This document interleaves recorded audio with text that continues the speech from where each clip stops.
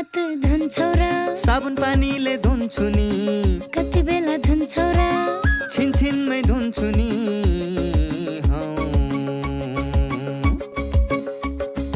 घरमा पस्दा अफिस पस्दा सधैँ धुन्छु हात कोरोनालाई यसै गरी भगाइदिन्छु म त घरमा पस्दा अफिस पस्दा सधैँ धुन्छु हात कोरोनालाई यसै गरी भगाइदिन्छु म त भान्सा छिर्नु अगाडि खाना खानु अगाडि जहाँ त्यही छोएपछि हातले छोपी खोकेपछि हात धुन्छौ र साबुन पानीले धुन्छु नि कति बेला धुन्छौ र छिनछिनमै धुन्छु नि कोरोनाबाट बच्ने 3 उपायहरू। व्यक्ति बीच 2 मिटर टाढा बस्ने, घरबाट बाहिर निस्कँदा मास्क लगाउने र बेला बेलामा साबुन पानीले मिची 20 सेकेन्डसम्म हात धुने। कोरोनाबाट आफू पनि बचाउँ र अरूलाई पनि बचाउँ। दर्शकवृन्द नमस्कार। कार्यक्रम स्वस्थ जीवनमा आज पनि यहाँलाई हार्दिक स्वागत छ। हामी यो कार्यक्रम लिएर हरेक दिन उपस्थित हुने गर्छौँ एनटिभी प्लस, एनटिभी कोहलपुर र एनटिभी इटाहरीमा, तर फरक समयमा अनि विभिन्न सामाजिक सञ्जालहरूमा पनि हामी यो कार्यक्रम प्रस्तुत गर्ने गर्छौँ। नेपाल सरकार, स्वास्थ्य तथा जनसङ्ख्या मन्त्रालय, राष्ट्रिय स्वास्थ्य शिक्षा सूचना तथा सञ्चार केन्द्र र नेपाल टेलिभिजन बीचको सहकार्यमा यो कार्यक्रम निर्माण एवं प्रसारण हुने गर्छ। दर्शकवृन्द, हामी कार्यक्रममा स्वास्थ्य सम्बन्धी विभिन्न समसामयिक जानकारीमूलक सामग्रीहरू प्रस्तुत गर्ने गर्छौँ। यतिखेरको आवश्यकता के छ, यतिखेरको समस्या के छ, हामी त्यसलाई बढी उठाउने गर्छौँ अनि विभिन्न समस्याका समाधान पनि खोज्ने गर्छौँ। यो कार्यक्रममा हामीले यहाँहरूलाई पनि विभिन्न माध्यमहरू खुल्ला गरेका छौँ प्रश्न सोध्नका लागि, आफ्नो जिज्ञासा राख्नका लागि। तिनका आधारमा हामी विषय र विज्ञहरू पनि छनौट गर्ने गर्छौँ। हामीले समृद्धिको सपना देखिरहेका छौँ। यतिखेर हामी सुखको बाटो अपनाउन खोजिरहेका छौँ। समृद्ध नेपालको परिकल्पना गरिरहेका छौँ। त्यसका लागि हरेक नागरिक स्वस्थ हुनै पर्छ भन्ने मान्यता अनुरूप नै राज्यले पनि पहल गरिरहेको छ र हामीले पनि त्यसैमा टेवा पुर्याउनका लागि हामीले यो कार्यक्रम सुरुवात गरेका हौँ, जुन निरन्तर छ। आज पनि हामीसँग विभिन्न जानकारीमूलक सामग्री रहेका छन्। आउनुहोस् ती सामग्रीतिर प्रवेश गरौँ।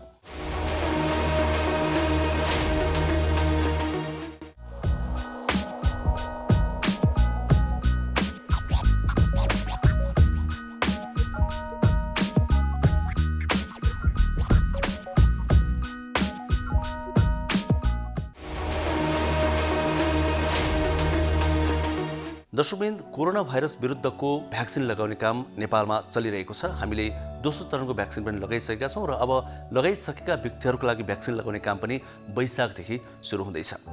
छिमेकी मित्र राष्ट्र चीनबाट पनि भ्याक्सिन लगाउने काम भइरहेको छ। यसरी पहलहरू भइरहेका छन् र आम नागरिकलाई भ्याक्सिन सबैलाई पुर्याएर, त्यो पनि निःशुल्क सबैलाई लगाएर कोरोना विरुद्धको यो लडाईँ जित्ने प्रयासमा सरकार रहेको छ। दर्शकवृन्द, यतिखेर हामीलाई अर्को एउटा चिन्ताले सताइरहेको छ, वायु प्रदूषण। निकै धेरै वायु प्रदूषण भइरहेको छ विभिन्न शहरहरूमा, विशेष गरी काठमाडौँ उपत्यका यसबाट बढी पीडित रहेको छ, प्रताडित रहेको छ। यो वायु प्रदूषणको कारण के हो, यसले कहिलेसम्म हामीलाई असर गर्छ, यसबाट कसरी बच्ने, हामीले के कस्ता सावधानी अपनाउने, नत्र भने हामीले के कस्तो असर गर्न सक्छ, यो विषयमा हामी एउटा विशेष रिपोर्ट आज प्रस्तुत गर्नेछौँ। त्यसपछि आज हामी श्वास प्रश्वास सम्बन्धी एकजना विज्ञसँग गरेको कुराकानीमा आधारित सामग्री स्वास्थ्य संवाद प्रस्तुत गर्नेछौँ। छाती तथा श्वास प्रश्वास सम्बन्धी रोगहरू कति खतरा हुँदो रहेछन् भन्ने कुरा यसबाट पनि बुझिन्छ कि दर्शक महानुभावहरू, संसारमा जति पनि मानिसहरूको मृत्यु हुन्छ तीमध्ये श्वास प्रश्वास सम्बन्धी रोग चाहिँ 4औं नम्बरमा पर्छ। अर्थात् श्वास प्रश्वास सम्बन्धी रोगले धेरै मानिसहरूको मृत्यु हुने गर्छ।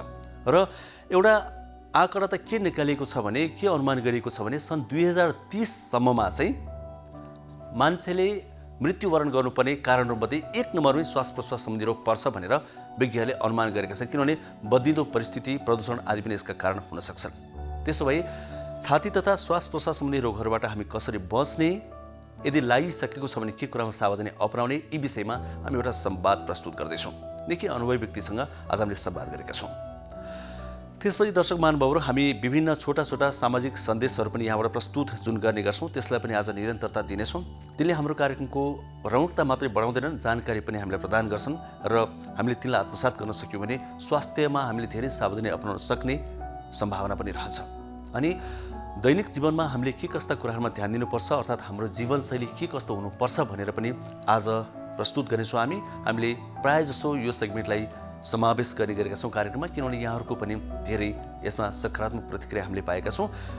विज्ञहरूले भन्ने गरेका छन् हामीले रोग निम्त्याउने या निको पार्ने चाहिँ हाम्रो जीवनशैलीमा भर पर्छ। त्यसका लागि पनि हामीले यो सेगमेन्टलाई, यो जानकारीलाई बढी प्रस्तुत गर्ने गरेका हौँ। यो पनि आज हामी जोड्नेछौँ। सुरुमा भने वायु प्रदूषण सम्बन्धी यो विशेष रिपोर्ट एकैछिन हेरौँ।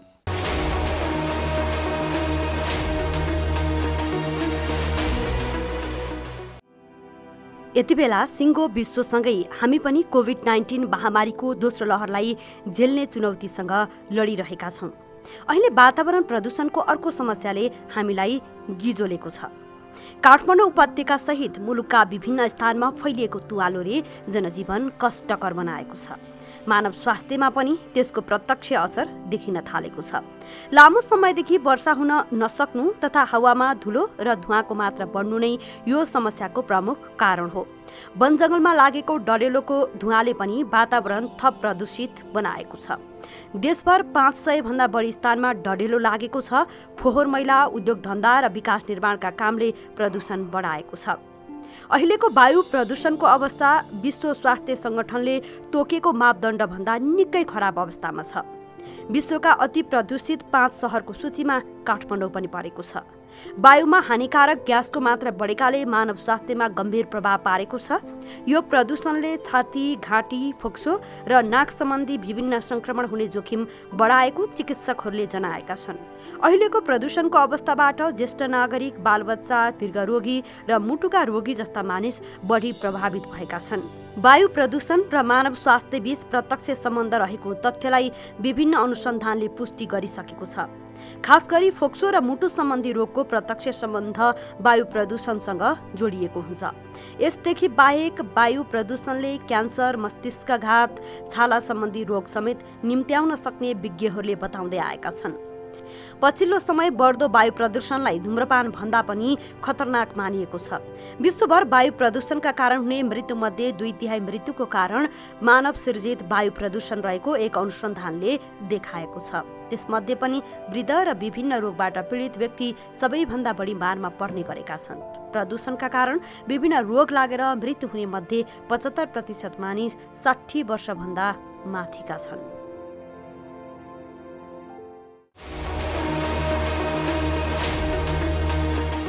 कोरोना भाइरस महामारीको अवस्थामा सुरक्षित गर्भावस्था।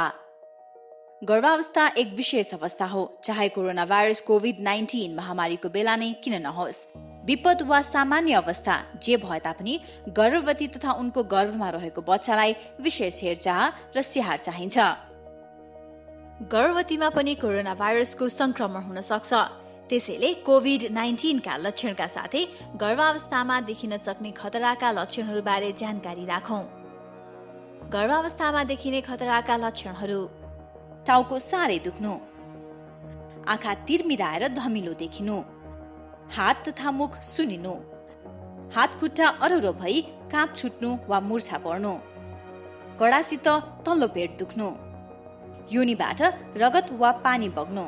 यी मध्ये कुनै पनि खतराका लक्षणहरू देखा पर्ने बित्तिकै तुरुन्तै नजिकैको स्वास्थ्य संस्थामा जाँच्न लैजानु पर्दछ।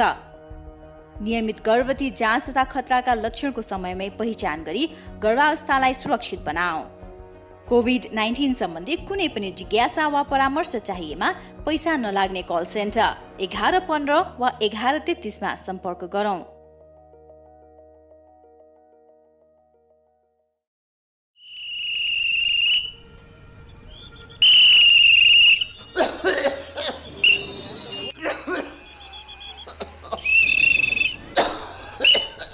मान्छेले यसरी लगातार खोक्नु थाल्नुमा कति भयो? धेरै भयो। 2 हप्ता भन्दा बढी लगातार यसरी खोकी लाग्नु त टिबी रोगको लक्षण हो है। टिबी रोग नजिकैको स्वास्थ्य संस्थामा गई खकार चताउनुस्, पैसा लाग्दैन। नरो टिबी रोग लाग्यो भने बाँच्दैन। 6 महिनादेखि 8 महिनासम्म नियमित रूपमा नटुटाइकन ओखती खायो भनेदेखि टिबी रोग पुरा निको हुन्छ र बिरामीले ओखती खान थालेपछि यो रोगहरूलाई सर्दा पनि सर्दैन। हो, अनि औषधि कतिको महँगो छ नि? फ्री स्वास्थ्य संस्थाहरूमा निःशुल्क पाइन्छ, पैसा तिर्नु पर्दैन। तपाईँ ट्राफिक हो कि डाक्टर हो? कसरी थाहा पाउनु हो? मलाई पनि टिबी रोग लागेको थियो। मैले नियमित रूपमा ओखरी सेवन गरेँ, रोग पुरा निको भयो। अहिले हेर्नुहोस् त कस्तो तन्दुरुस्त छु। त्यसो भए यो भाइलाई यतैबाट सिधै लगेर स्वास्थ्य संस्थामा खखार जोन लैजान्छु। कृपया आजदेखि नै क्षयरोग विरुद्धको अभियानमा एकजुट हौँ। नमस्ते, म डाक्टर रितेश थापा, म एउटा मनोचिकित्सक हो। अहिले यो कोरोनाको महामारीमा हामी सबैजना छौँ। यसले गर्दाखेरि हामी सबैलाई असर परिरहेको छ। तर मैले एउटा चिकित्सकको नाताले भन्नुपर्दाखेरि यो पनि अरू रोग जस्तै यो कोरोना पनि एउटा रोग हो। यसबाट हामी सबैजनाले सामान्य उपायहरू अपनाएर बच्न सक्छौँ। त्यही भएर कोही पनि व्यक्तिलाई चाहिँ कोरोना सङ्क्रमित व्यक्तिलाई हेला नगरौँ, किनभने कोरोना त हाम्रो 10 दिन 14 दिनमा हामी ठिक हुन्छौँ उपचार गरेर या नगरी पनि सेल्फ आइसोलेसन ठिक हुन्छौँ। तर जुन मानसिक यातना जुन भोग्नुपर्छ त्यो हेलाले अवहेलनाले गर्दाखेरि त्यो चाहिँ पछिसम्म पनि लामो समयसम्म पनि रहिरहन सक्छ। तर त्यसबाट हामी टाढै रहने कोसिस गर्नुपर्छ। त्यही भएर हामीले कोरोना सङ्क्रमित अथवा ठिक भएर आइसकेको व्यक्तिहरूलाई चाहिँ मद्दत गर्ने, उहाँहरूलाई हौसला प्रदान गर्ने र हामीले के गर्न सक्छौँ उहाँहरूको स्वास्थ्यको लागि भविष्यको लागि त्यतातिर बढी ध्यान दिन सक्यौँ भने हामी सबैजना मिलेर यस कोरोना महामारीसँग लड्न सक्छौँ र जित्न सक्छौँ। ए सृजना, त किन हिजो अस्ति स्कुल नआएकी हँ? हेर, मेरो त महिनाभरि सुरु भएछ। ए त्यही भएर पो स्कुल नआएकी? मलाई त पहिला एकदमै डर लागेको थियो, पछि आमाले सम्झाउनु भएपछि बल्ल बुझेँ। अनि स्कुल त आउनु पर्थ्यो नि त। आफूलाई कस्तो लाज लागेको थियो। होइन, के को लाजको कुरा गर्छन् यिनीहरू? केही होइन। सृजना पनि आइछन् त आज। अनि हिजो अस्ति कहाँ गएकी थियौ? खास कुरा उसको महिनावारी सुरु भएर समस्या भएछ मिस। महिनावारी हुनु समस्या होइन, यो त किशोरीहरूमा हुने सामान्य प्राकृतिक कुरा मात्रै हो। सामान्यतया महिनावारी 10 देखि 15 वर्षका किशोरीहरूमा सुरु हुन्छ। यो स्वाभाविक कुरा हो। महिनावारी हुँदाखेरि डराउने, चिन्ता लिने गर्नु हुँदैन। महिनावारी हुँदाखेरि अरू बेला जस्तै स्कुल आउनुपर्छ, तर व्यक्तिगत सरसफाइ भने बढी नै गर्नुपर्छ। महिनावारी भएको समयमा दिनौ नुहाउने, सफा कपडा लगाउने, सफा ठाउँमा सफा बिछौनामा सुत्ने, सफा प्याड लगाउने गर्नुपर्छ। महिनावारी हुँदा घर परिवार सँगै राखेर किशोरीहरूलाई पोसिलो खानेकुरा खुवाउनुपर्छ।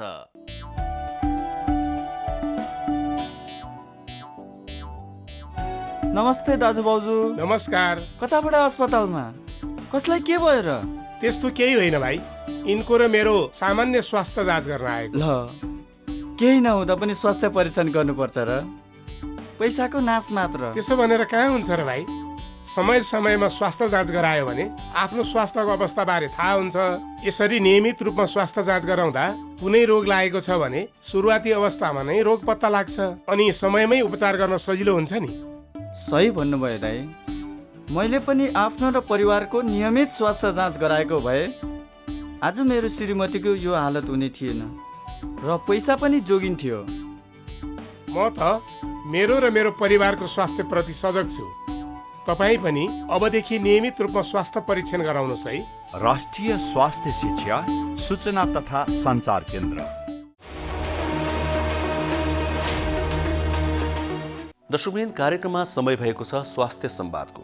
यो सेगमेन्टमा हामी एकजना डाक्टरसँग या अनुभवी व्यक्तिसँग कुराकानी गर्ने गर्छौँ। प्रायः हामी डाक्टर साहबहरूसँग कुराकानी गर्ने गर्छौँ, तर फरक फरक विषयमा कुराकानी गर्ने गर्छौँ डाक्टर साहबको विज्ञता हेरेर, आवश्यकता हेरेर। यो वायु प्रदूषण अहिले बढिरहेको अवस्थामा श्वास प्रश्वास सम्बन्धी समस्याहरू बढ्ने गर्छन्। त्यसकारण पनि हामीले श्वास प्रश्वास सम्बन्धी विज्ञसँग कुराकानी गरेका छौँ र त्यही आज प्रस्तुत गर्दैछौँ। श्वास प्रश्वास भनेपछि छातीसँग पनि जोडिन्छ, त्यसैले छाती तथा श्वास प्रश्वास सम्बन्धी विज्ञसँग हामीले संवाद गरेका छौँ। हामीले सुरुवातमा पनि जानकारी गरायौँ कि संसारमा जति मानिसहरूको मृत्यु हुन्छ तीमध्ये श्वास प्रश्वास सम्बन्धी रोग चाहिँ 4थो नम्बरको कारणमा पर्छ र सन् 2030 सम्ममा अर्थात् अबको 9 वर्षमा मानिसको मृत्यु हुने कारणहरूमध्ये 1 नम्बरमै श्वास प्रश्वास सम्बन्धी रोग पर्छ भनेर विज्ञहरूले भनेका छन्, अनुमान गरेका छन्। त्यसकारण पनि यो निकै जटिल बन्दै गएको छ। पछिल्लो समयको हाम्रो जीवनशैली, बढ्दै गएको वातावरण प्रदूषण, यी कुराहरूले पनि असर पारेको हुनसक्छ। खास कुरा के हो त? कसरी बच्ने? आउनुहोस् एकैछिन यो स्वास्थ्य संवाद हेरौँ।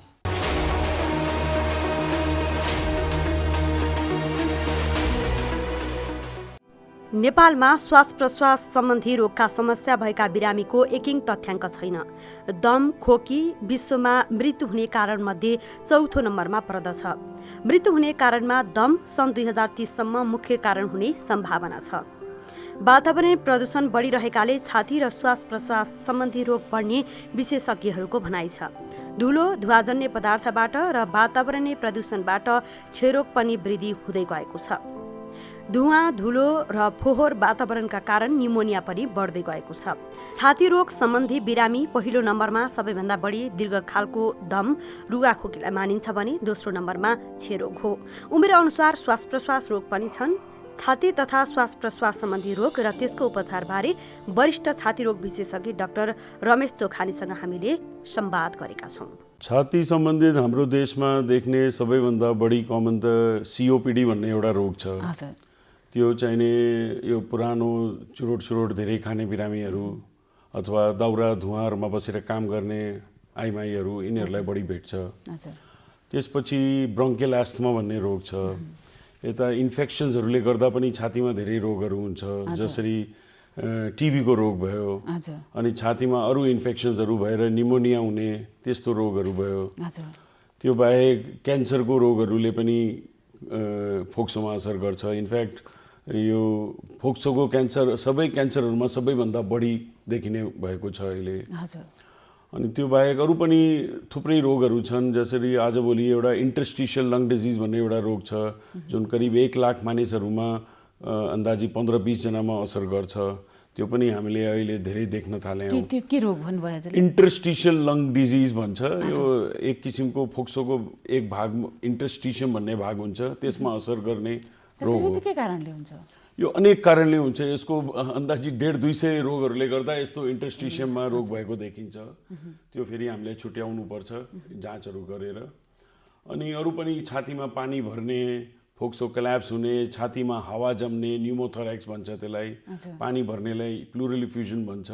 यस्तो अनेक किसिमको रोगहरू छन् जुन फोक्सोमा असर गर्छ। खासमा यो कोरोना संक्रमण भयो भने छातीसँग सम्बन्धित भएका बिरामीहरूलाई चाहिँ कतिको जटिलता हुने गरेको पाउनु भएको छ यहाँले? निकै कसैलाई धेरै जटिल हुनसक्छ। अब धेरै जस्तो कोभिडको रोग भएको बिरामीहरूलाई खासै त्यति ठुलो समस्या हुँदैन। 80%लाई एकदम हल्का रोग हुन्छ, माइल्ड मोडरेट डिजिज हुन्छ। धेरै जस्तो त घरमै बसेर साधारण औषधिहरू खाएर आफ्नो उपचार गर्न सकिन्छ। अन्दाजी 20% कोभिड भएको बिरामीहरूलाई हस्पिटलमा बस्नुपर्ने हुनसक्छ। अनि खास गरी उनीहरूको छातीमा निमोनिया अलि जटिल भएपछि उनीहरूलाई अक्सिजन दिनुपर्ने, अरू सपोर्टहरू दिनुपर्ने, त्यसको लागि हस्पिटल राख्नुपर्छ। अनि यो 20%मा 1/4 भने टोटल बिरामीहरूको 5%लाई आइसियुमा सम्म राख्नुपर्ने हुनसक्छ। अब आइसियुमा कसैलाई भेन्टिलेटर चाहियो, कसैलाई हाई फ्लो नेजल क्यानुला भन्ने टेक्नोलोजी छ त्यो दिनुपर्ने हुन्छ। त धेरै 80%लाई त खासै ठुलो असर गर्दैन। उनीहरूलाई साधारण अलिकति रुगा खोकी अलिअलि समस्या 1-2 हप्ता हुन्छ अनि पछि ठिक भइहाल्नुहुन्छ, ज्वरो आउनेहरू। अनि 20%लाई अलि जटिल हुनसक्छ। कोभिड भयो भने चाहिँ छातीमा दाग देखिन्छ, निमोनिया हुन्छ भन्ने चलन पनि छ। सुन्यो भनौँ न यो 1 वर्षभित्रमा खास कस्तो अवस्था भएका बिरामीहरूलाई चाहिँ दाग हुन्छ त डाक्टर साहब? हेर्नुहोस्, दाग त कसैले पनि, इभन यो हल्का रोग भएको बिरामीहरूमा पनि कहिलेकाहीँ सिटी स्क्यान गर्दा त्यसमा दाग भेटिन्छ, एक्सरेमा पनि धमिलोपना देखिन्छ हैन। तर त्यस्तो बिरामीलाई पनि सबैलाई हस्पिटलमा बस्नु पर्दैन। कसैलाई अब अलि बढी निमोनिया भएको छ, त्यसपछि उनीहरूको अक्सिजनको मात्रा रगतमा घट्न थाल्छ, उनीहरूलाई सास फेर्न गाह्रो भएको अनुभव हुन्छ। सुरुमा त उकालो उक्लिँदा तलमाथि गर्दा मात्रै हुन्छ, पछि बसिरहँदा पनि सास फेर्न गाह्रो हुने। एउटा तपाईँले इन्स्ट्रुमेन्ट हेर्नुभयो होला, पल्स अक्सिमिटर भन्छ, त्यसबाट अक्सिजन अन्दाजी घट्या छ छैन थाहा पाउन सकिन्छ। त त्यसबाट बिरामीहरू कतिजना घरमै बसेर उपचार गर्ने बिरामीहरू पनि, त्यो आजभोलि धेरै महँगो छैन, सस्तो छ, त्यो घरमै राखेर त्यसबाट मोनिटरिङ गर्छ। त्यस्तो बिरामीहरूलाई हस्पिटल बस्नुपर्ने हुन्छ जसलाई सास फेर्न बढी गाह्रो भयो। त्यसको मतलब हो उनीहरूको छातीमा निमोनियाले अलि बढी नै असर गरे हो, त्यसै कारणले अक्सिजनको कमी भएको देखिन्छ। निमोनिया सामान्यतः चिसो मौसममा धेरैजनालाई निमोनिया हुने गरेको पाइन्छ हैन। खासमा यो कोभिड भएकैलाई मात्रै जटिलता हुने हो कि निमोनिया भएर अरूलाई पनि जटिलता हुन्छ डाक्टर साहब? अरूलाई पनि हुन्छ, तर कोभिड भएको बिरामीहरूको कहिलेकाहीँ उनीहरूको धेरै छिटो जटिल हुन सक्छ। अनि कन्डिसन कहिलेकाहीँ असाध्यै क्रिटिकल छोटै समयमा पनि हुन सक्छ। तर अरू ब्याक्टेरियाहरू भयो, अरू भाइरसेसहरू पनि छ, कोरोना भाइरस जस्तै अरू influenza virus, parainfluenza viruses, उनीहरूले गर्दा पनि एकदम जटिल निमोनिया हुन सक्छ। खासमा डाक्टर साहब यो निमोनिया चिसो मौसममा धेरै निमोनिया हुन्छ खास के कारणले चाहिँ हुने हो निमोनिया यसको मुख्य कारण निमोनियाको यही हो भाइरसेसहरू थरीथरीको रेस्पिरेटरी भाइरसेसहरू हुन्छ उनीहरूले हुन्छ फेरि अनेक किसिमको ब्याक्टेरियाहरू छ तिनीहरूले निमोनिया गर्छ हैन अरू कहिलेकाहीँ फङ्गस खास गरी यो इम्युन कम्प्रोमाइज पेसेन्ट्सहरू डायबिटिज भएको बिरामीहरू उनीहरूमा फङ्गसले पनि कहिलेकाहीँ निमोनिया गर्छ त अनेक किसिमको कीटाणुहरू हुन्छ त्यो कीटाणुहरूको इन्फेक्सनबाट निमोनिया हुन्छ यो कुनै उमेर समूहलाई बढी जटिल पार्ने हुन्छ त्यो केही हुन्छ त हो यो अलिकति धेरै वृद्ध खास गरी 65 वर्ष नाघेको मान्छेहरूलाई अलिक बढी गर्छ अरू निमोनिया पनि खास यो कोभिडको निमोनियाले पनि वृद्ध मान्छेहरूलाई बढी गर्छ सानो बच्चाहरूलाई पनि बढी गर्न सकिन्छ अनि अर्को चाहिने अरू रोगहरू हुने बिरामीहरू जसरी हामी कोमोर्बिडिटिज भन्छौँ जसरी सुगर पनि छ भने उनीहरूलाई हुने रिस्क अझ बढ्छ अरू मुटु सम्बन्धित अथवा पुरानो फोक्सोको अरू कुनै रोगहरू छ भने उनीहरूलाई ग्रसित गर्ने रिस्क अझ बढ्छ डाक्टर साहब जस्तै अब छातीसँग सम्बन्धित नि रोगको कुरा गर्नुपर्दा हजुरले टिबी पनि भन्नुभयो होइन खासमा यो टिबी चाहिँ के कारणले हुने गर्छ डाक्टर टिबी पनि एउटा कीटाणु छ त्यसलाई माइकोब्याक्टेरियम ट्युबरकुलोसिस भन्छ त्यो कीटाणुको नाउँ हो त्यो पनि एउटा ब्याक्टेरिया हो हैन त्यो ब्याक्टेरियाको इन्फेक्सनले हुन्छ अनि त्यो खास गरी यो सास फेर्ने नलीबाट नै धेरै जस्तो भित्र जान्छ तर कहिलेकाहीँ अनि सबैभन्दा बढी फोक्सोमा नै असर गर्छ टिबीले तर जिउको कुनै पनि भागमा असर गर्न सकिन्छ त्यो फोक्सोको माध्यमबाट त्यसले रगतकोमा पुगेर अरू ठाउँमा पनि पुग्न सकिन्छ आँतहरूमा पेटमा अनि टाउकोसम्ममा पनि टिबीको असर हुन सक्छ मुटुमा हुन सकिन्छ जिउको कुनै पनि हड्डीहरूमा हुन सक्छ जोड्नीहरूमा हुन सक्छ छालामा टिबीको रोग हुन सक्छ त शरीरको कुनै पनि भागमा टिबीले ग्रसित गर्न सकिन्छ जस्तै अब यो टिबी चाहिँ उपचार होइन उपचारहरू कस्तो छ टिबी त औषधि खाँदा त ठिक हुन्छ नि हजुर यो टिबी कहिलेकाहीँ हामीले वृद्ध बिरामीहरू आउँछ उनीहरूको छातीमा दाग देखिन्छ अब टिबी भेटेपछि एउटा खुसीको खबर जस्तै हुन्छ किनभने त्यो उपचार हुन सक्ने रोग हो अब कहिलेकाहीँ क्यान्सर भेट्यो भने हाम्रो बिरामीहरू त आधा त्यसै डिप्रेसनमा जान्छ हैन अनि त्यस्तो क्यान्सर जस्तो रोगहरू कहिलेकाहीँ पुरानीको पनि हुँदैन हैन अलि बढी एडभान्स स्टेजमा आयो भने त खालि अलि महिनालाई हामीले उपचार गरेर बिरामीलाई सजिलो पार्ने काम मात्रै गराउँछौँ छातीको क्यान्सर पनि हुन्छ डाक्टर साहब हुन्छ फोक्सोको लङ क्यान्सर त सबैभन्दा कमन क्यान्सर हो अरू क्यान्सर भन्दा पनि के कारणले हुने गर्छ त्यही हो त्यो यसको सबैभन्दा अनेक कारण छ तर सबैभन्दा ठुलो कारण चुरोट हो एन्ड टोब्याको कन्जम्सन त्यो सुर्तीजन्य पदार्थहरूले गर्दा नै हो अब त्यो हुक्का होस् सुल्पा होस् अनि चुरोट होस् बिडी होस् हैन यो यो तानेरै यो फोक्सोमा रोग बढी हुन्छ अरू कारणले पनि हुन्छ तर सबैभन्दा ठुलो कारण सुर्ती रिलेटेड हो भनेपछि त सबैभन्दा पहिला त नेपालमा सबैभन्दा धेरै लङ क्यान्सर छ सबैभन्दा पहिला त छातीसँग सम्बन्धित डाक्टर कहाँ आउनुहुन्छ उहाँहरू हजुर हजुर धेरै जस्तो फोक्सोको लक्षणहरू देखेपछि उनीहरू छातीको डाक्टर आउनुहुन्छ र धेरै मात्रामा देखिन्छ क्यान्सर हजुर धेरै यसलाई होइन क्यान्सर हुन नदिनको लागि भनौँ न अब छातीमा अलिकति अगाडि हामीले सजगता अपनाउन त सक्छौँ नि होइन के कुरामा ध्यान दिनुपर्छ डाक्टर साहब सबैभन्दा पहिला त अब चुरोट यस्तो कुराहरू खानु नहुने हुक्काहरू खानु नहुने अर्को एउटा ठुलो कारण हाम्रो गाउँघरमा यो दाउरा बाल्ने चलन छ खाना पकाउनलाई गोइठा पनि बाल्छ कसैले तर यो दाउरा गोइठाबाट आएको धुवाँले पनि वर्षमा एउटा त ब्रोन्काइटिसको रोग दिन्छ अर्को यो क्यान्सर रोग हुने पनि डर बढ्छ यो धुवाँ चुरोटले गर्दा मुटुमा पनि असर पर्छ मुटुको रोगहरू पनि ठुलो रोगले भेट्न सकिन्छ त उनीहरू अब जसले चुरोटहरू खाँदैछ उनीहरूले त्यो त्याग्नु पर्यो अब गाउँघरमा अरू विकल्प भए सकेसम्म खाना पकाउनलाई अर्कै विकल्प राख्नु पर्यो जसरी बिजुलीको चुल्हाहरू भयो गोबर ग्यास भयो हैन यस्तो कुरा अनि सोलर ग्यास यस्तो अल्टरनेटिभ एनर्जी प्रयोग गरेर अनि चुल्हाहरू बनाउने अनि केही गरेर कुनै गाउँमा अब सम्भवै छैन उनीहरूलाई दाउरै बाल्नुपर्ने हुन्छ भने त्यहाँ भान्सामा चाहिने झाल राम्रो ठुलो झाल राख्नु पर्यो अनि त्यसको निकास हुनु पर्यो धुवाँहरूको हो त्यो राम्रो निकास भए त्यति ठुलो असर गर्दैन अनि एकदम गुम्म ठाउँमा बसेर खाना पकाउँदा त्यसले बढी असर गर्छ। त यस्तो कुराहरूको ध्यान दिनुपर्छ। ध्यान दिनुपर्यो।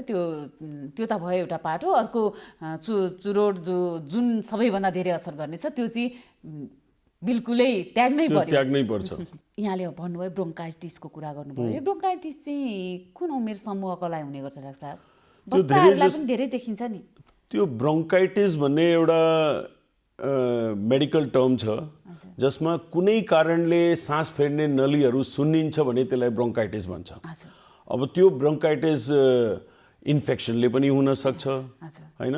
त्यो ब्रोङ्काइटिस यो धुवाँहरूको प्रदूषणमा बसेर पनि हुन सक्छ, एलर्जीले पनि हुन सक्छ। त त्यो अनेक कारणले ब्रोङ्काइटिस हुन्छ। त्यो ब्रोङ्काइटिस भन्ने एउटा कुनै स्पेसिफिक रोग भन्न मिल्दैन। भनेपछि यो यसलाई हुन्छ भन्ने हुँदैन, जुनसुकै उमेर समूहलाई पनि हुन सक्छ। तर अब ठुलो मान्छेहरूमा जुन क्रोनिक ब्रोङ्काइटिस हामी भन्छौँ त्यो धेरै जस्तो यो चुरोट खानेहरू, धुवाँमा बस्ने, कुनै उद्योगहरूमा जसमा धेरै धुवाँहरू छ, माटो धेरै छ, त्यस्तो उद्योगमा काम गर्ने उनीहरूलाई बढी हुन्छ।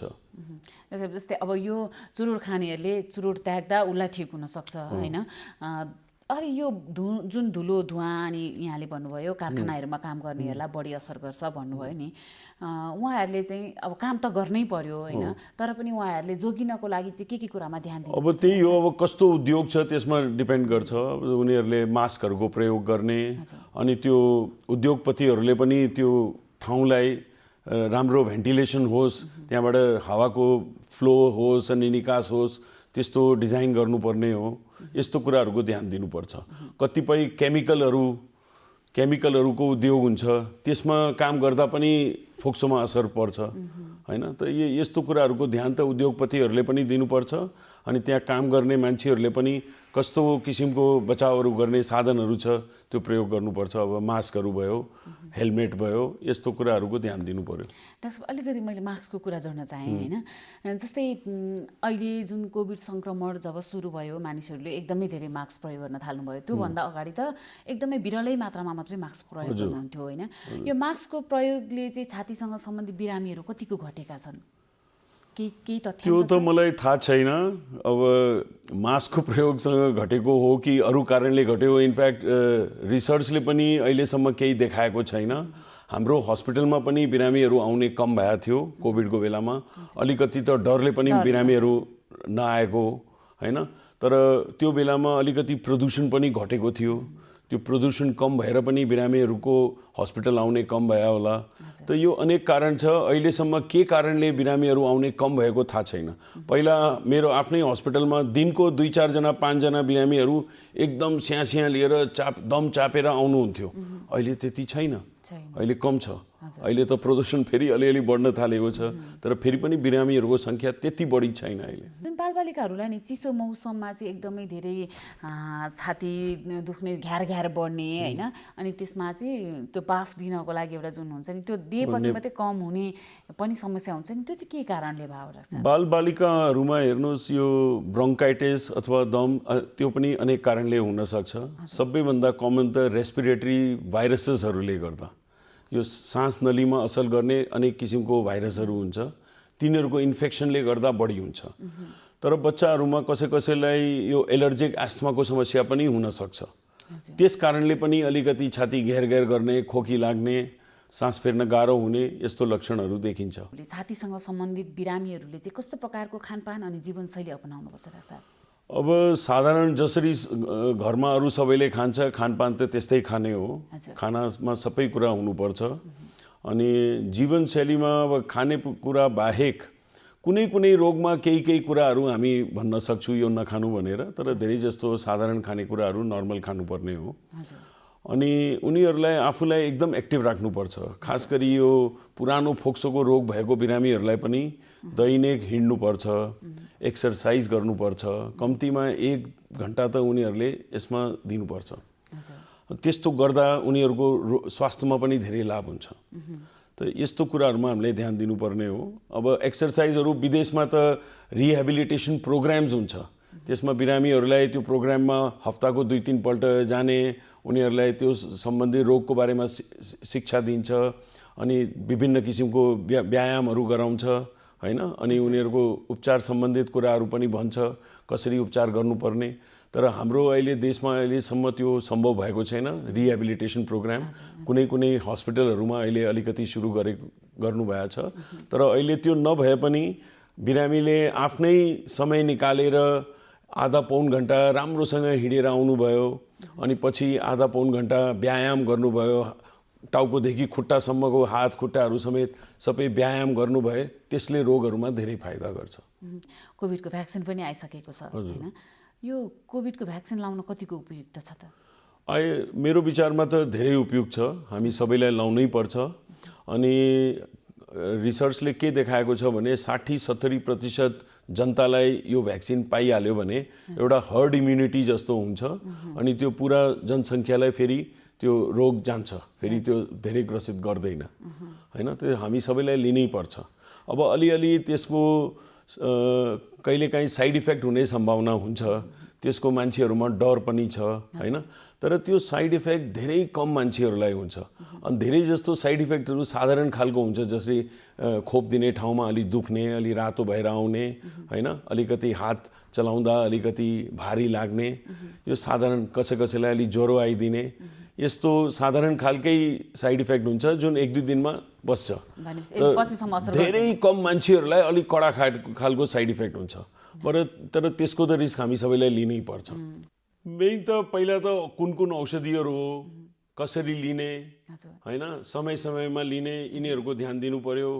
खाना सबै थरीको हुनुपर्छ, ब्यालेन्स्ड हुनु पर्यो, एउटा राम्रो फिजिकली एक्टिभ हुनु पर्यो, लाइफस्टाइल राम्रो मेन्टेन गर्नु पर्यो हैन, यही कुराहरूमा ध्यान दिनुपर्ने हो। जस्तै निराग साहब, यो आस्मा अनि सिओपिडीका बिरामीहरू चाहिँ कोभिड, उहाँहरूलाई चाहिँ कोभिड सङ्क्रमण भयो भने कतिको जटिलता भएको पाउनुभयो यहाँले? अब यस्तो बिरामीहरूमा कोभिडको सङ्क्रमण भयो भने उनीहरूको रोग अझै कडा खालको देखेको छ। अहिले विभिन्न स्टडिजहरू पनि आएको छ, त्यसमा उनीहरूलाई रोग अलिक कडा हुन सक्ने देखेको छ। त तिनीहरूलाई समयमा नै डक्टरलाई भेटिहाल्नुपर्छ, अनि डक्टरको निगरानीमा नै बस्नु भए राम्रो हुन्छ। नेपालमा उपचार पद्धतिहरू चाहिँ के छ त? यसको लागि उपचारको लागि विदेश जानुपर्ने अवस्था छ कि छैन? सबै औषधिहरू धेरै जस्तो हाम्रो देशमा छ। अहिले आस्थमाको लागि केही नयाँ कुराहरू आएको छ, मोनोक्लोनल एन्टिबडिज भन्छ, त्यो अहिले देशमा छैन, तर त्यो धेरै कम 2% बिरामीहरूलाई, आस्थमा भएको बिरामीहरूलाई त्यस्तो औषधिहरू दिनुपर्ने हुनसक्छ। त्यो औषधिहरू असाध्यै महँगो पनि छ हैन, अनि अहिले उपलब्ध छैन। तर यदि बिरामीहरूले आफ्नो डक्टरको परामर्श गरेर राम्रोसँग उपचार गरिराख्नुभयो भने त्यस्तो कडा खालको एस्थमा धेरै हुँदैन। राम्रोसँग उपचार गरिराख्नुभयो भने धेरै त्यस्तो कडा रूप लिँदैन, तर कोही बिरामीहरूलाई हुन्छ। काउन्सिलिङको कुराहरू पनि त हुन्छ नि, कस्तो बिरामीहरूलाई कस्तो काउन्सिलिङको आवश्यकता पर्ने हुन्छ हैन, किनभने एक त एउटा बिरामी भएपछि मानसिक रूपमा अझ बढी नै बिरामी हुन सक्छन् उनीहरू। एउटा औषधि मैले सधैँभरि प्रयोग गर्नुपर्छ भनेपछि एक त मानिसहरू त्यही कारणले पनि बिरामी हुन सक्छन् हैन। यसमा चाहिँ काउन्सिलिङको कतिको जरुरत पर्छ? हेर्नुहोस्, काउन्सिलिङ त हाम्रो बिरामीको कुनै पनि रोगको लागि उपचार गर्ने एउटा भाग छ। खालि औषधिहरू मात्रै दिएर पठाइदिने कुरा होइन। हामी कुनै पनि बिरामी आउँदा उसको रोगलाई सम्झेर उसलाई यो औषधि गर्नु, अनि रोगको बारेमा उसलाई अलि शिक्षित गर्ने, यो किन हुन्छ, के हुन्छ, यो सबै काउन्सिलिङको कुराहरू उनीहरूलाई भन्नै पर्छ। अब जसरी उदाहरणको तौरमा तपाईँ अब कसैलाई क्यान्सर भेटिया छ, फोक्सोको, अब मैले बिरामीको मुखैमा उसलाई तपाईलाई त फोक्सोको क्यान्सर भएको छ त्यस्तो भन्दिन बित्तिकै हाम्रो नेपाली बिरामीहरू धेरै जस्तो मन हार्छ अनि उनीहरू डिप्रेसनमा जान्छ। कतिपय बिरामीहरूले त उपचारै गर्ने इच्छा गर्दैन हैन, त्यस्तो हुन्छ। त त्यस्तो कुराहरू सम्झेर हामी पहिला घरको अरू मान्छेहरूलाई बुझाउँछौँ, यस्तो यस्तो छ, तपाईको बिरामीलाई यो रोग भेटेको छ, अब यो अलि नराम्रो रोग छ, अब कसरी गर्ने, अनि उनीहरूसँग परामर्श गरेर बिरामी कतिजनाले भन्छ हाम्रो बिरामीले त सबै कुरा थाहा छ, उसलाई यही रोग छ, अब त्यो उसलाई त्यही हिसाबले काउन्सिलिङ गर्छौँ। अब कसैलाई थाहा छैन भने उनीहरूलाई ल अब एउटा घाउ भएको छ, त्यसको उपचार गरेर राम्रो हुन्छ, यस्तै खालले उनीहरूलाई बुझाउने प्रयास गर्छौँ। त यो थरी रोग हेरेर काउन्सिलिङ हुन्छ। डाक्टर साहब, जस्तै अब छातीसँग सम्बन्धित बिरामीहरू चाहिँ होइन कतिको चाहिँ यो रोगसँग चाहिँ कतिको सचेत हुनुहुन्छ होइन, कस्तो अवस्था भएपछि अस्पताल आउने गरेको पाउनु भएको छ यहाँले? होइन, बिरामीहरू धेरै जस्तै त सजिलै अब गाह्रो भएपछि त त्यसै आइहाल्छन् होइन। तर कतिपय बिरामीहरू जसलाई अब हामी सपोज हामी उनीहरूलाई भन्छौँ 3 महिनामा फेरि पाल्नु होला, त कोही बिरामी वर्ष दिन आउँदैन, 2 वर्ष पनि आउँदैन। अब त्यस्तो भए पनि सकेसम्म उनीहरू अब अरू सहरबाट आएको हुनसक्छ, आउन नभ्याउने भएको हुनसक्छ। त तिनीहरूले आफ्नो लोकल फिजिसियनलाई देखाएर पनि औषधिहरू छोड्नु हुँदैन। त कोही बिरामीहरूले छोडी पनि दिन्छ, कतिवटा बिरामीहरूले लिइराख्नुहुन्छ, तर आउन नसक्ने भएपछि अनि आएर भन्नुहुन्छ ल मैले आउन सकेन, तर मैले औषधि छोडेन। तर नसके पनि आफ्नो लोकल फिजिसियनलाई देखाएर परामर्श गरेर औषधिहरू डाक्टरले भनेपछि मात्रै छोड्नुपर्छ, त्यतिकै छोडिदिनु हुँदैन। रोगलाई कम गराउन प्रयास हो कम गराउने। औषधिहरूको मात्रा पनि जति मिनिमम औषधिले बिरामीले धान्न सक्छ त्यति राख्ने प्रयास गर्छौँ हामी। कस्तो राम्रो कुरा राख्छ। हस्, थ्याङ्क यू सो मच।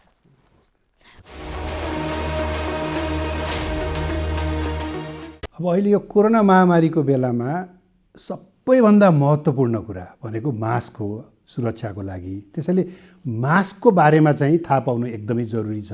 अहिले धेरैले मास्कको प्रयोग गरिरहनु भएको छ, तर जतिले प्रयोग गरिरहनु भएको छ उहाँहरूले पनि यो राम्रो तरिकासँग प्रयोग नगरिरहेको अवस्था छ। त्यसैले मैले अहिले मास्कको बारेमा यो कसरी यसलाई सही तरिकाले प्रयोग गर्ने भन्ने बारेमा यहाँहरूलाई म केही कुराहरू बताउन चाहन्छु।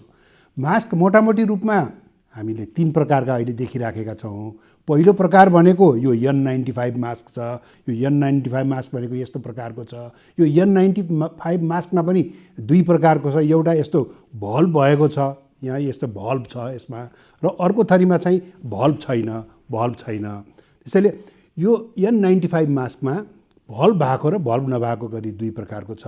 र अर्को यो सर्जिकल मास्क छ। यो सर्जिकल मास्क सबैभन्दा धेरै प्रयोग भइरहेको यो सर्जिकल मास्क हो, र तेस्रो चाहिँ कपडाले बनाएको, घरमै कपडाले बनाएको मास्क छ। अब यो मास्क लगाउँदाखेरि हामीले के कुरा थाहा पाउनुपर्छ भने अब यसलाई राम्रोसँग नाक र मुख छोपिने गरी लगाउनुपर्छ।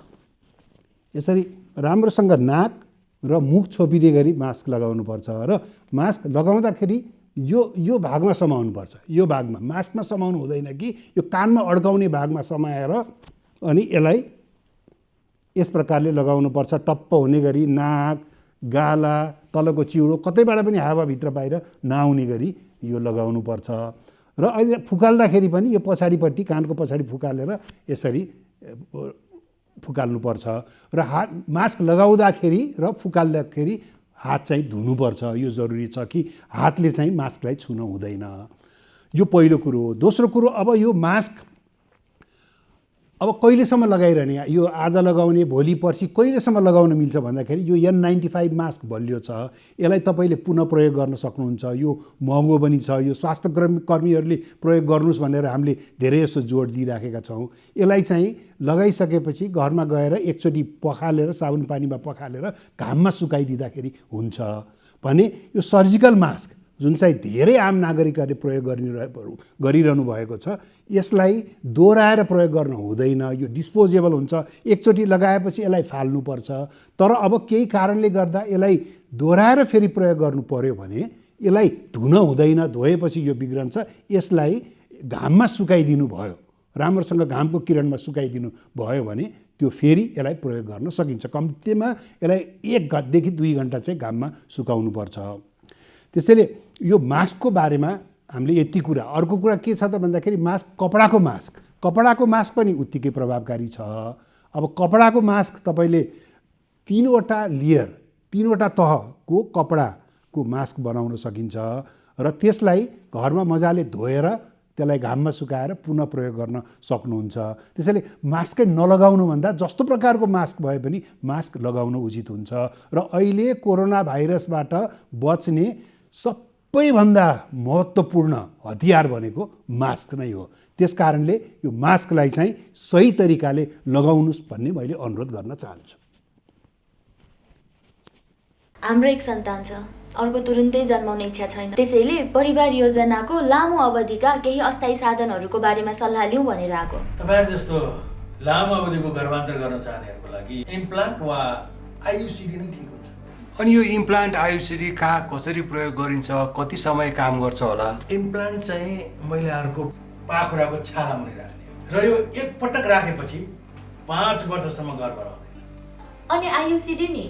आयुसिडी चाहिँ महिलाहरूको पाठेघरमा राखिन्छ र यो एक पटक राखेपछि 12 वर्षसम्म गर्भ रहँदैन। बीचमै सन्तानको रहर भयो भने? यदि तपाईँहरूलाई बिचैमा सन्तानको रहर भएमा यी दुवै साधनहरूलाई झिक्न पनि सकिन्छ। अनि यी दुवै अस्थायी साधनहरू कतिको सुरक्षित छन् त? सुरक्षित र प्रभावकारी छन्। तपाईँहरूले केही डर मान्नु पर्दैन। पहिला तपाईँहरूले सल्लाह गर्नुहोस्, त्यसपछि सेवाको लागि त हामी जहिले आउनुहुन्छ तयार छौँ। नमस्ते, म डाक्टर विजेश राज घिमिरे, क्यान्सर रोग विशेषज्ञ। म यहाँहरूलाई आज हाम्रो क्यान्सर र कोभिडको बारेमा केही भन्न गइरहेको छु। यहाँहरूलाई थाहै छ हामी यो क्यान्सर बिरामीहरूमा हाम्रो रोगसँग लड्ने क्षमताहरू अलिक कम भएको हुनाले यो हाम्रो कोभिड या यो रोग चाहिँ उहाँहरूलाई केही गरी भइहाल्यो भने चाहिँ अलिकति जटिल रूपमा जान सक्ने र ज्यान पनि जान सक्ने किसिमबाट अगाडि बढ्न सक्ने भएको हुनाले हामीले चाहिँ क्यान्सर रोगको बिरामीहरूलाई चाहिँ यसबाट बच्न र यसबाट सावधानी अपनाउन चाहिँ एकदमै धेरै नै जरुरी छ। त्यसैले गर्दाखेरि म यहाँहरू सबैलाई अरूहरूले त सबैले गर्नु नै पर्छ, तर यहाँ क्यान्सर रोगीहरूले चाहिँ र क्यान्सरबाट उपचार गराइरहेका या क्यान्सर लागेर निको भइसकेका बिरामीहरूले चाहिँ यसमा एकदमै नै धेरै याद गर्नुहोला। अर्को कुरा चाहिँ के छ भनेदेखि हामीले अब क्यान्सरको लागि भनेर उपचार गर्नै पर्ने बिरामीहरू जसको लागि चाहिँ हाम्रो अलि मतलब निको पार्न सकिने खालका रोगीहरू चाहिँ क्यान्सरको उपचारमा आउनलाई एकदम जरुरी छ। कोरोनाकै बिचमा पनि हामीले उपचार दिइरहेका छौँ र यसमा चाहिँ कि यहाँहरू आत्तिनु पर्दैन। हामीले सबै हाम्रो आफ्नो प्रिकसनहरू लिएर उपचार गरि नै रहेका छौँ। तर पनि अब धेरै बिरामीहरू चाहिँ यहाँ के भन्छ क्यान्सरको अब उपचार सकिसकेर जेनरल फलोअपमा या कुनै जरुरी नभइकन पनि हस्पिटल कहिलेकाहीँ फाटोफुट्टो आउने गर्नुभएको छ। उहाँहरूलाई हामी के भन्न चाहन्छौँ भने जरुरी भएमा मात्रै हस्पिटल आइदिनु होला, होइन भने चाहिँ हामी सबैलाई मोबाइलबाट या अरू कुनै माध्यमबाट चाहिँ फोन गरेर अथवा हामीले उहाँहरूलाई यहाँ परामर्श दिन सक्छौँ र सबै चाहिएको मान्छे चाहिँ क्यान्सर उपचारमा आउनु होला, जरुरी पनि छ। तर नचाहिएका मान्छेहरू चाहिँ घरमै बस्नु होला र पर्नु पर्यो भनेदेखि चाहिँ डाक्टरसँग चाहिँ अरू माध्यमबाट चाहिँ हामीलाई सम्पर्क गर्नु होला। दर्शकवृन्द, कार्यक्रममा फेरि पनि हार्दिक स्वागत छ। हामी स्वस्थ जीवनमा छौँ। NTV plus, NTV Kohalpur, NTV इटहरीबाट यो कार्यक्रम दैनिक रूपमा प्रस्तुत हुने गर्छ। अब एकैछिन जीवनशैलीको कुरा गरौँ। हामीले खानेकुराहरू हामी कस्ता खान्छौँ, कसरी खान्छौँ, हामी शारीरिक व्यायाम गर्छौँ कि गर्दैनौँ, के कसरी कति गर्छौँ, हामीले सुत्ने उठ्ने तरिकाहरू समयहरू के कस्ता छन्, अनि हामीले यतिसम्म कि सोच्ने शैली र तरिकाहरू कुराहरू के छन्, यी विभिन्न कुराहरूले हाम्रो स्वास्थ्यमा प्रत्यक्ष असर पारिरहेका हुन्छन्। हामीले रोग निम्त्याउने या रोग हटाउने यी कुराहरूको मुख्य आधार भनेको हाम्रो जीवनशैली नै हो, हाम्रो खानपान र शारीरिक अभ्यास नै हो भनेर विज्ञहरूले ठकुवा गर्दै आएका छन्। त्यसो भए हाम्रो जीवनशैली कस्तो हुनुपर्छ हामी स्वस्थ रहनका लागि, यो विषयमा हामीले सेगमेन्ट नै बनाएर विभिन्न विज्ञसँगका कुराकानी र विज्ञका आग्रह सुझावहरू प्रस्तुत गर्ने गरेका छौँ। त्यो क्रमलाई आज पनि जोड्दैछौँ। आउनुहोस् एकैछिन हेरौँ यो सेगमेन्ट मेरो जीवनशैली।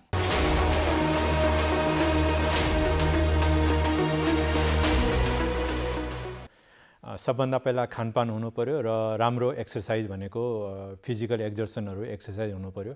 तपाईँलाई एक्सर्साइजको फुर्सद छैन भने पनि आफै अलिकति हिँड्नु सक्नु पर्यो। ठुलो बिल्डिङहरू छ लिफ्ट चढ्न सक्नु पर्यो। मोटरसाइकल गाडी चढ्नुहुन्छ अलिक पार्क गर्नुहोस्, अलिकति 10 मिनट हिँड्नुहोस्, त्यसले पनि एक्सर्साइज पुग्छ। र अर्को चाहिँ नि खानपान नियमित हुनु पर्यो, त्यो पनि एकदम राम्रो कुरा हो। र आफ्नो नियमित व्यवहार, खानपान शैली, एक्सर्साइजहरूमा चाहिँ नि खास गरी मान्छेहरू चाहिँ नि 40 इयर्स 40 वर्ष पुगेपछि चाहिँ नि त्यो चाहिँ एउटा लिमिट हो, 40 अथवा 45। त्यसपछिबाट चाहिँ नि आफू तपाईँहरूले चाहिँ नि अलिकति कति कुराहरूको परहेज गर्नुपर्छ। सबै खानाले फाइदा हुँदैन, जुन खाना मिठो हुन्छ त्यसले प्राय शरीरलाई फाइदा गर्दैन, त्यस्तो खानामा चाहिँ परहेज गर्नुपर्छ र राम्रो जीवनशैली अपनाउनुपर्छ। त्यो बाहेक अब म नाक कान घाँटीको डाक्टर भएकोले नाक र घाँटीहरू हाम्रो अझ कान पनि वायुमण्डलहरूसँग सोझै मिसिरहेको हुन्छ। त्यस कारणले धुलो भएको ठाउँमा चाहिँ नि मास्कहरूको प्रयोग गर्नुहोस्। आजकल कोभिडको बेलामा त्यसलाई पनि तपाईँलाई बच्नको लागि सहयोग गर्छ। त्यो बाहेक पानी राम्रो पिउँ, हेल्दी रहौँ र अरू चाहिँ केही पर्यो भने समयमै चिकित्सकको सल्लाह लिन नभुल्नु होला।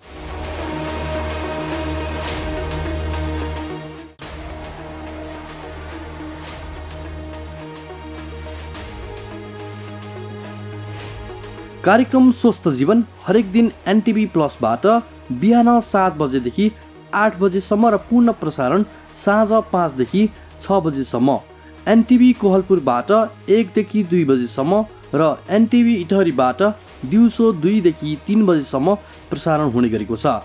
स्वास्थ्य सम्बन्धी यहाँहरूको कुनै जिज्ञासा वा समस्या भएमा हामी सम्बन्धित विज्ञहरूबाट समाधान खोजी कार्यक्रममा प्रसारण गर्नेछौँ।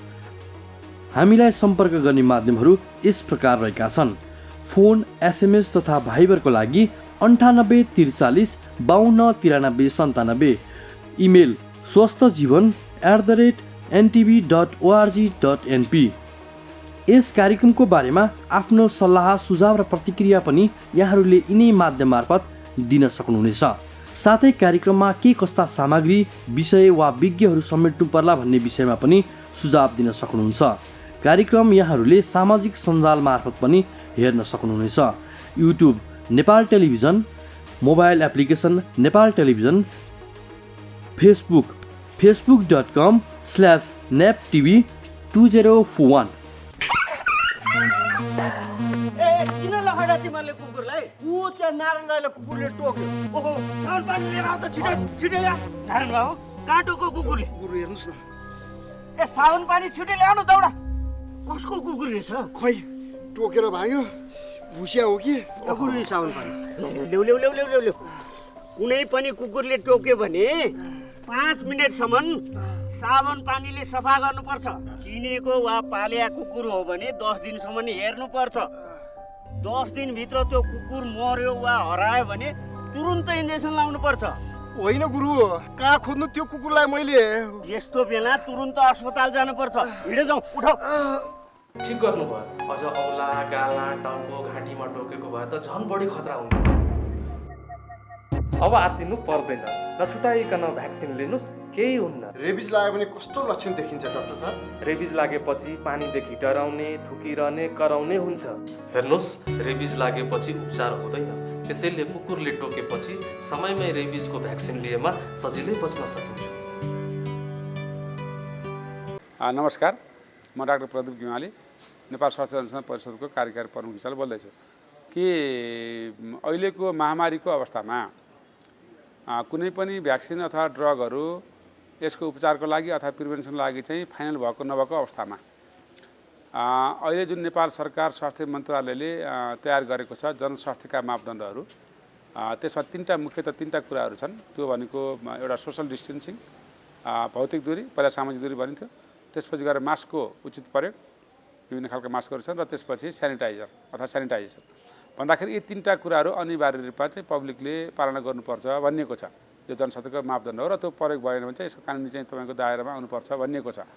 र यही क्रममा स्वास्थ्य मन्त्रालयको रिक्वेस्टमा नेपाल स्वास्थ्य अनुसन्धान परिषदले काठमाडौँभित्रका विभिन्न सङ्घ संस्थाहरू, त्यसपछि गएर चाहिँ तपाईँको पब्लिक प्लेसेसहरू अथवा सपिङ मल, होइन, बस स्ट्यान्ड लगायतका ठाउँहरू चाहिँ गएर हामीले विभिन्न ठाउँमा चाहिँ अध्ययन गऱ्यौँ काठमाडौँमा एनएचआरसीको लिडरसिपमा। र त्यहाँ हामीले अध्ययन गर्दा के देखियो भने सामाजिक दूरीको अवस्था हेऱ्यौँ, मास्कको चाहिँ प्रयोग कस्तो छ भनेर हेऱ्यौँ, र त्यसै सेनिटाइजेसनको अवस्था कस्तो छ भनेर। त्यसमा के देखेको छ भने जम्मा हामीले चाहिँ लिएका चाहिँ 45 डाटामध्ये होइन 72% चाहिँ तपाईँको मानिसहरूले मास्क लगाउनुहुन्छ भनेको अर्थ 27 समथिङले मास्क लगाएको छैन, 28% भनौँ होइन, मास्क लगाएको छैन। त्यस्तै गरी चाहिँ तपाईँको सेनिटाइजको स्थिति हेर्दाखेरि 60% चाहिँ हात सेनिटाइजेसन गरेको छ हरेकचोटि काममा भन्ने देखिएको छ। र सोसल डिस्टेन्सिङको हामी कुरा गऱ्यौँ, सामाजिक दूरी, भौतिक दूरीको कुरा गऱ्यौँ। भौतिक दूरीको कुरा गर्दाखेरि हामीले भौतिक दूरीको त 2 मिटरको बिचमा हुनुपर्छ भनिएको छ, अवस्थामा जाँदाखेरि चाहिँ त्यो चाहिँ ग्याप राखिएको छ होइन। तर प्रयोग गरेको मान्छे एकदम थोरै देखियो कि तपाईँको चाहिँ गएर 31% मान्छेहरूमा मात्र चाहिँ तपाईँको चाहिँ गएर भौतिक दूरीको उचित प्रयोग गरेको देखियो।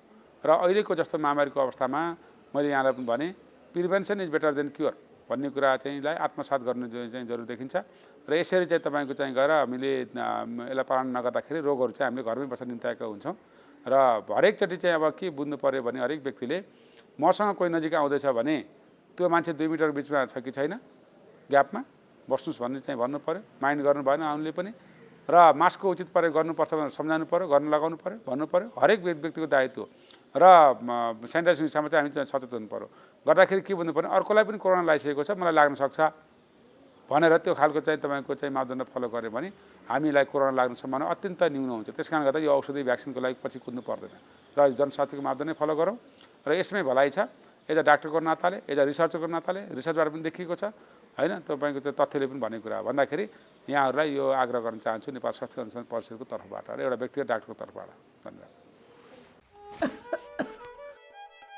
काकी कता हिँड्नु भएको? रुगा खोकी लागेर सन्चो नभएको धेरै भयो औषधि लिन हिँडेँ कि म त। हो म पनि अस्ति बिरामी हुँदा एन्टिबायोटिक औषध किनेर खाकी थिएँ। मसँग बाँकी छ त्यही खाँदा भइहाल्छ नि किन किन जानु पर्यो र हिँड्नुहोस् मसँग औषध लिएर जानु होला। ल ल जाऊ। कहाँ जाने कुरा हुँदैछ? बहिनीकोमा एन्टिबायोटिक रहेछ त्यही लिन जरा लाकी। कहाँ त्यसरी एन्टिबायोटिक खानुहुन्छ त? स्वास्थ्य कर्मीको सिफारिस बिना मैले छोरीलाई एन्टिबायोटिक औषधि खुवाउँदा रोग बल्झेर छोरीले कति धेरै दुःख पाए। तुरुन्त स्वास्थ्य कर्मी कहाँ गएर जचाएर मात्र औषधि खानुहोस्। तपाईँ यहाँ आएर धेरै राम्रो गर्नुभयो। एन्टिबायोटिक औषधिको दुरुपयोगले बारम्बार रोग बल्झिएर निको हुन गाह्रो हुन्छ र हामी सबैलाई जोखिममा पारेको छ। त्यसैले सधैँ स्वास्थ्य कर्मीको सिफारिसमा मात्र एन्टिबायोटिक औषधि पुरा मात्रामा र पुरा अवधि सेवन गर्ने गरौँ। स्वास्थ्य सम्बन्धी महत्त्वपूर्ण नम्बरहरू। स्वास्थ्य सम्बन्धी कुनै पनि जानकारी र सहयोगका लागि स्वास्थ्य तथा जनसङ्ख्या मन्त्रालयका हटलाइन नम्बरहरू 1115 र 1133 वा मोबाइल नम्बर 98512 55839। एम्बुलेन्स सेवाको लागि 102 र 112। वैदेशिक रोजगारीको क्रममा स्वास्थ्यमा समस्या भएमा अन्य सहयोग वा जानकारी आवश्यक परेमा श्रम रोजगार तथा सामाजिक सुरक्षा मन्त्रालयको हटलाइन नम्बर 1141। शान्ति सुरक्षा र अन्य सहयोगका लागि नेपाल प्रहरीको नम्बर 100। सशस्त्र प्रहरी बलको नम्बर 1114। रगत आवश्यक परेमा ब्लड बैंकको नम्बर 01 42 25 344। दर्शकबिन समय सकिन आँट्यो हामीले अब छुट्टिनुपर्छ किनभने 1 घण्टा मात्रै निर्धारण गरिएको छ यो कार्यक्रमको लागि समय। हामी विभिन्न समयमा पुनः प्रसारण पनि गर्छौँ यसको आवश्यकतालाई मध्यनजर गर्दै विभिन्न सामाजिक सञ्जालहरूमा अपलोड पनि गर्छौँ र 3वटा च्यानलहरूमा प्रस्तुत पनि गर्ने गर्छौँ। भोलि आजकै समयमा आउँछौँ नि। यहाँहरूले हरेक दिन साँझ 5 देखि 6 बजेसम्म फेसबुक पेजमा यो कार्यक्रम लाइभ हेर्न सक्नुहुन्छ नेपाल टेलिभिजनको आधिकारिक फेसबुक पेजमा। अनि आफूलाई अनुकूलता परेको समयमा युट्युबमा नेपाल टेलिभिजनको मोबाइल एप्समा वेबसाइटमा हेर्न सक्नुहुन्छ र सेयर पनि गर्न सक्नुहुन्छ। अनि अर्को कुरा स्वास्थ्य सम्बन्धी कुनै पनि जिज्ञासा जानकारी लिनुपर्ने कुराहरू प्रश्नहरू छन् भने हामीलाई पठाउनुहोला या कार्यक्रमको विषयमा कुनै प्रतिक्रिया छ भने पनि पठाउनुहोला। हामी त्यसलाई आत्मसात गर्दै तिनैको आधारमा विज्ञहरू र विषयहरू छनौट गर्दै अगाडि बढ्नेछौँ। त्यसको लागि यहाँले फोन पनि गर्दा हुन्छ एसएमएस गर्दा पनि हुन्छ या भाइबर गर्दा पनि हुन्छ इमेल गर्दा पनि हुन्छ। विस्तृत जानकारीहरू हामीले स्क्रिनमा देखाइरहेका छौँ। आजलाई छुट्टिन्छौँ। कोरोना भाइरसको महामारीबाट पनि बचौँ। बढ्दै गइरहेको छ भनिएको छ हामीले बच्नु जरुरी छ। हेलचेक्राइ गर्ने बेला भएको छैन। भ्याक्सिन लगाएको भए पनि हेलचेक्राइ नगरौँ लगाउन बाँकी छ भने पनि हेलचेक्राइ नगरौँ र सँगसँगै वायु प्रदूषणको जुन चपेटामा हामी परिरहेका छौँ यसबाट बच्न पनि सकेसम्म घरबाट ननिस्क्यौँ। निस्किने छ भने पनि मास्क लगाउँ। हामी यहाँबाट फेरि पनि आग्रह गर्छौँ। भोलि आजकै समयमा भेटौँला। आजलाई सबैजना बिदा माग्छौँ। हस्त नमस्ते।